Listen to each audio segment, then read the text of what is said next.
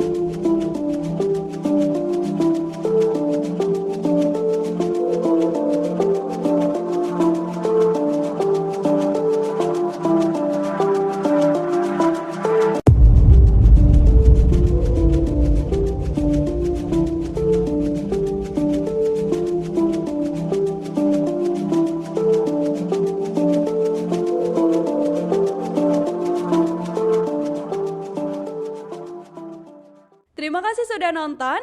Jangan lupa like, subscribe, dan share ya.